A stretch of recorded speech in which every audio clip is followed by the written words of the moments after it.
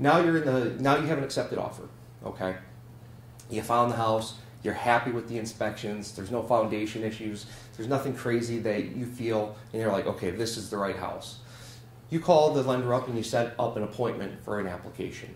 All right. Gather up all updated paperwork. For instance, if you got pre-approved in October of last year, your documents are going to be out of date. All right. So the lender is always going to ask for the most updated documents.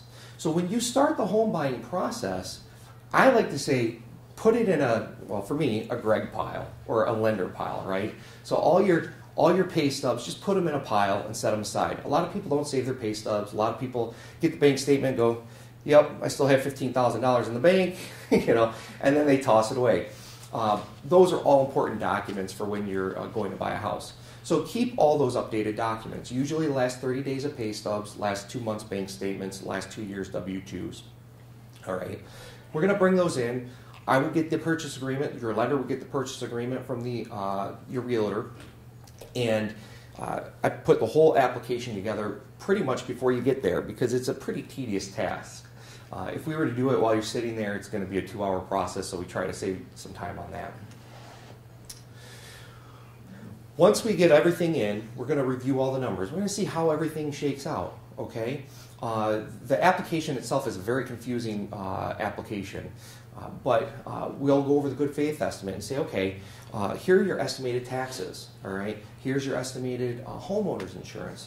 Here's your property or your principal and interest.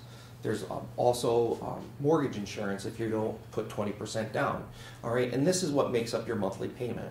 And we'll go over that, and typically you're going to know kind of where you're at anyway. If you're going and you're starting to make offers in that, typically you'll call your lender and say, hey, if I buy this house for this much and the property taxes are this much, about what my payment is, how much is that going to be?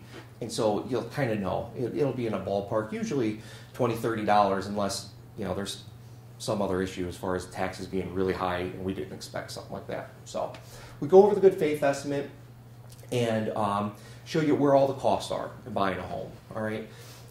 A lot of times, people, if you think that you're going to place like 5% down and you're buying a $100,000 home, all right, you're thinking, okay, I need $5,000, but that's not necessarily true because there's lender costs, title costs, setting up an escrow account,